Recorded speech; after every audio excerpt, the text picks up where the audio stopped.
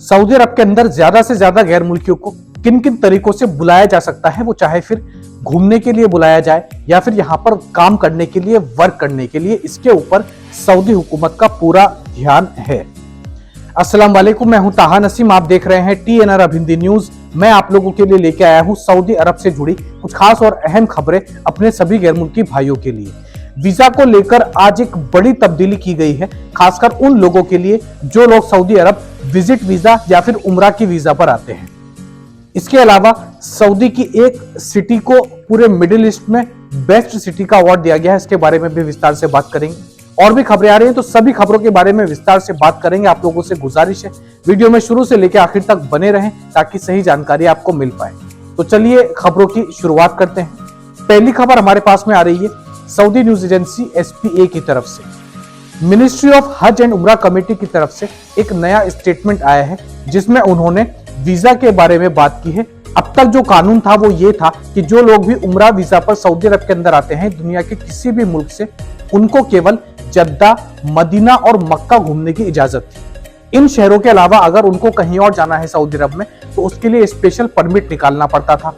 और जो लोग विजिट वीजा पर आते हैं उनको भी अपने साथ में हमेशा जो उनका ओरिजिनल पासपोर्ट रहता है वह लेके घूमना होता था, क्योंकि कहीं भी अगर चेकिंग होती थी तो पासपोर्ट दिखाकर वह ये साबित कर सके कि वह उम्रा या विजिट वीजा पर सऊदी अरब के अंदर आए हुए हैं। तो इन दोनों ही नियमों में तब्दीली की गई है। मिनिस्ट्री ऑफ हज एंड उम्रा कमेटी की तरफ से एक ऐसा रूल लाया गया है जिसमें उन्होंने ये बताया है कि किसी की भी वीजा, उम्रा वीजा या फिर विजिट वीजा अगर अफसर प्लेटफॉर्म से निकाली जाती है, यानी कि डिजिटल वीजा निकाली जाती है, वो चाहे फिर उम्रा के लिए हो या विजिट वीजा हो, तो ऐसे लोगों को कुछ बेनिफिट्स मिलेंगे। और वह बेनिफिट्स ये है कि जैसे अगर किसी की अफसर प्लेटफॉर्म के जरिए उम्रा वीजा निकाली गई है तो उसको सऊदी अरब में कहीं भी घूमने की इजाजत होगी। केवल जद्दा, मदीना या मक्का को छोड़कर भी वह शख्स कहीं भी घूम सकता है।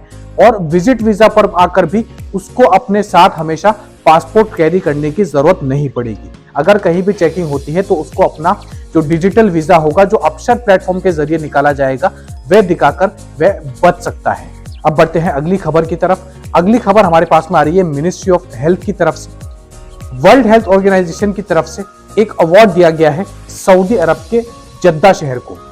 पूरे मिडिल ईस्ट की ये इकलौती सिटी बनी है जो कि सबसे हेल्दी सिटी मानी जा रही है।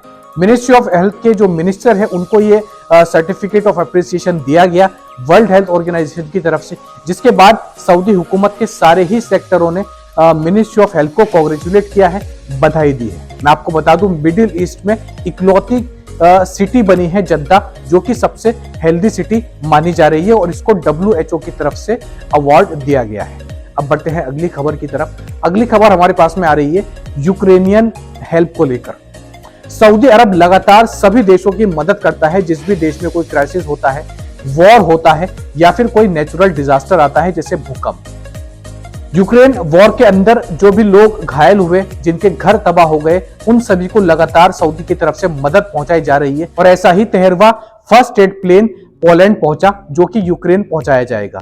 किंग सलमान ह्यूमैनिटेरियन एड के जरिए ये मदद पहुंचाई जा रही है लगातार, और 13वां प्लेन सऊदी अरब से पोलैंड के लिए कल रवाना हुआ है। तो ये थी आज की कुछ खास और अहम खबरें सऊदी अरब से जुड़ी हुई। ऐसी ही खबरें मैं आप लोगों तक डेली पहुंचाता हूं। इसके अलावा सऊदी अरब के अंदर किसी भी कानून में कोई तब्दीली आती है या फिर कोई नया कानून आता है गैर मुल्की वर्करों के लिए, उसकी अपडेट सबसे पहले मैं आप लोगों तक पहुंचाता हूं। वीडियो पसंद आई हो तो वीडियो को लाइक करना ना भूलें, और आप हमारे चैनल पर नए हैं तो चैनल को सब्सक्राइब भी कर दें। मैं ताहा नसीम अब आपसे इजाजत चाहता हूं। इंशाल्लाह कल आपसे फिर मुलाकात होगी नई और ताज़ा खबरों के साथ। तब तक अपना ख्याल रखें।